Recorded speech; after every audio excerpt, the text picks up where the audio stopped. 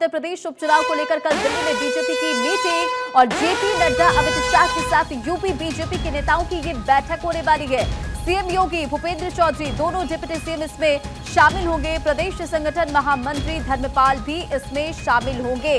तो देखिए, उत्तर प्रदेश उपचुनाव को लेकर इससे पहले कई बार बीजेपी की तरफ से बैठकों का दौर रहा, महामंथन किया गया और ये जानकारी मिल रही है कि नामों की जो लिस्ट है वो ऑलमोस्ट तैयार कर ली गई है, नामों का चयन हो गया है। और दूसरी तरफ आप देखिए, समाजवादी पार्टी की तरफ से 10 में से 6 सीटों के उम्मीदवारों का नाम का ऐलान कर दिया गया है। इसी खबर पर एक अपडेट के साथ अक्षय हमारे साथ जुड़ गया। अक्षय, उत्तर प्रदेश उपचुनाव को लेकर इससे पहले भी हमने देखा कि किस तरह से बीजेपी की तरफ से लगातार महामंथन किया गया और एक बार फिर से दिल्ली में बीजेपी की ये बड़ी बैठक जिसमें तमाम जो बड़े चेहरे हैं वो शामिल होंगे। क्या कुछ अपडेट है इसे लेकर? देखिए, यूपी का जो उपचुनाव है काफ़ी महत्वपूर्ण होने जा रहा है। 10 सीटें काफ़ी महत्वपूर्ण हो जाती हैं, जिसमें कि करहल सीट शामिल है। करहल से जो विधायक थे अखिलेश यादव और बाद में सांसद बने।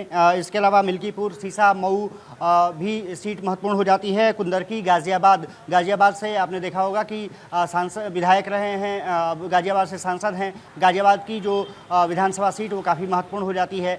इसके अलावा फूलपुर, मझमा, कटहरी और मीरापुर, खैर, ये 10 सीटें हैं जिस पर कि उपचुनाव होना है। और सबसे बड़ी बात ये रही है कि अधिकतर सीटें खाली उस वक्त हुई हैं जबकि यहाँ से बीजेपी और समाजवादी पार्टी के जो सांसद हैं, वो विधायक जो थे वो सांसद बनकर के संसद भवन पहुँचे हैं। कल बीजेपी ने बैठक बुलाई है जिसमें कि योगी आदित्यनाथ शामिल होंगे। इसके अलावा दोनों डिप्टी सीएम ब्रजेश पाठक और केशव प्रसाद मौर्य भी इस बैठक में रहेंगे। इसके अलावा जो संगठन मंत्री हैं वो भी बैठक में रहेंगे। प्रदेश अध्यक्ष भूपेंद्र चौधरी को भी इस बैठक में बुलाया गया है। माना जा रहा है कि यूपी बीजेपी ने जो 10 सीटों पर अपने जो फाइनल लिस्ट है लगभग तैयार कर ली है। 3 उम्मीदवारों का पैनल भेजा गया था, क्योंकि पिछले दिनों योगी आदित्यनाथ के नेतृत्व में लखनऊ में एक बैठक हुई थी 6 तारीख को और उसमें कहा गया कि सभी सीटों पर लगभग नाम फाइनल कर दिए गए हैं। 3 नामों का एक सीट पर पैनल तैयार किया गया है। उसको अब बीजेपी केंद्रीय नेतृत्व के सामने रखा जाएगा और उस पर चर्चा की जाएगी कि 10 सीटों पर कौन उम्मीदवार होगा।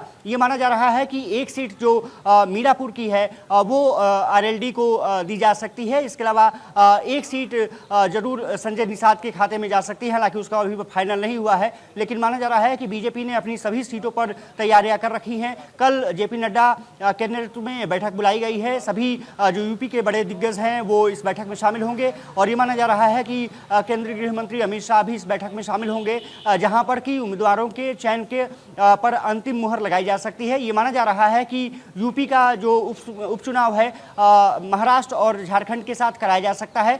ये माना जा रहा है कि 14 अक्टूबर को सोमवार का दिन है, उस दिन चुनाव आयोग उपचुनाव की भी घोषणा कर सकता है महाराष्ट्र और झारखंड के साथ। ऐसे में कल की बैठक काफ़ी महत्वपूर्ण हो जाती है और ये माना जा रहा है कि कल सभी सीटों के नाम लगभग फाइनल कर दिए जाएंगे।